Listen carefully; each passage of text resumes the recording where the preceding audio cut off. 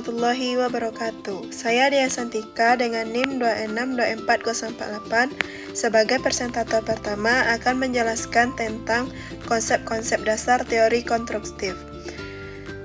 Teori konstruktif kemunculannya bertolak dari teori kognitif sebagaimana menurut Piaget mengatakan bahwa pengetahuan itu disusun melalui interaksi individu dengan lingkungannya, dan kecerdasan berubah menjadi pernyataan yang sama. Teori konstruktif karir yang dikembangkan oleh Mark Savickar merupakan pendekatan yang berfokus pada bagaimana individu membangun karir mereka melalui personal dan pengalaman hidup. Teori konstruktif karir menjelaskan penafsiran dan interpersonal proses melalui mana individu memaksa makna dan arah pada perilaku vokasional mereka. Selanjutnya, saya akan menjelaskan karakteristik teori konstruktif. Karakteristik teori konstruktif menurut Hanafiya dan Suhana dalam Wardoyono adalah sebagai berikut. 1.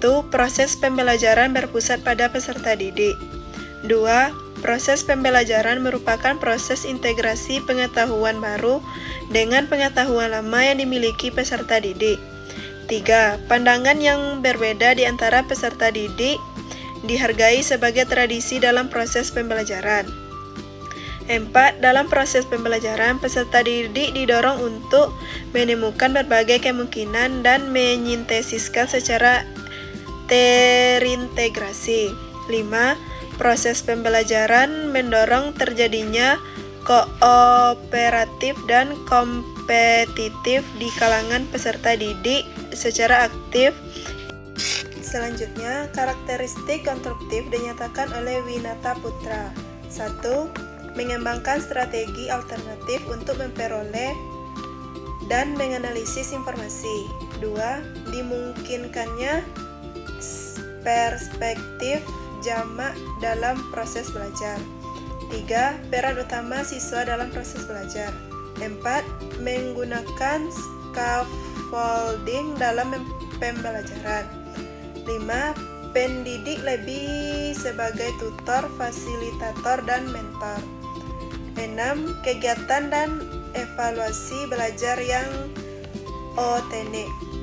Selanjutnya yang akan dijelaskan oleh presentator kedua. Assalamualaikum warahmatullahi wabarakatuh. Saya Nada Yulindra dengan NIM 055. Di sini akan menjelaskan mengenai kelebihan dan kekurangan dari teori konstruktif. Adapun kelebihan dari teori konstruktif itu terbagi atas 6. Yang pertama, pembelajaran lebih mendalam dan bermakna. Teori ini mendorong siswa untuk membangun pemahaman mereka sendiri. Dengan demikian, siswa akan memperoleh pengetahuan yang lebih bermakna dan mendalam. Yang kedua, pengembangan keterampilan berpikir kritis dan pemecahan masalah.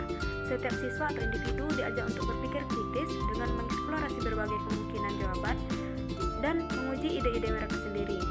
Yang ketiga, menghargai perbedaan individu dalam belajar. Karena teori ini berfokus pada pengalaman pribadi individu, maka setiap siswa akan belajar sesuai dengan perspektif mereka masing-masing, seperti berbagai macam kecepatan mereka dalam memahami pembelajaran. Yang keempat, mendorong kerjasama dan interaksi sosial. Dengan teori ini, siswa akan banyak melakukan interaksi dan kerjasama bersama teman sebayanya. Para siswa akan belajar bagaimana cara bekerja sama dan saling membantu dalam sebuah tim. Yang kelima, siswa menjadi lebih aktif dan kreatif. Beberapa metode yang telah disebutkan di atas menunjukkan bahwa untuk mendapatkan pemahaman dan pengetahuan, siswa didorong untuk aktif dan kreatif. Yang keenam, adanya kebebasan dalam belajar atau memahami pembelajaran. Dalam teori ini, siswa diberi kebebasan untuk mengaitkan ilmu atau materi yang telah didapat menjadi sebuah konsep yang diharapkan. Selanjutnya, adapun kelemahan dari teori konstruktif yang terbagi 4. Yang pertama, proses pembelajaran yang memakan waktu. Dengan teori ini akan ada banyak metode pembelajaran yang melibatkan proyek, eksperimen, dan eksplorasi yang sering memakan waktu lebih lama dibanding metode tradisional. Siswa akan membutuhkan waktu untuk berdiskusi dan melakukan eksperimen. Yang kedua, kesulitan bagi siswa yang kurang mandiri atau tidak terbiasa kritis. Siswa yang kurang mandiri dalam belajar akan kesulitan jika mendapatkan pembelajaran dengan teori ini. Teori ini mendorong siswa untuk mandiri dan mendapatkan pengetahuan agar lebih kritis. Yang ketiga, peran guru yang kompleks dan menuntut. Dalam teori ini, guru bukanlah sumber utama dalam memberi materi, melainkan seorang fasilitator atau pembimbing bagi para siswa. Hal ini mengharuskan seorang guru untuk merancang lingkungan belajar yang matang agar pembelajaran berjalan efektif dan mendukung eksplorasi siswa. Yang keempat, tidak efektif untuk semua mata pelajaran karena teori ini mengedepankan kegiatan aktif seperti eksplorasi dan eksperimen.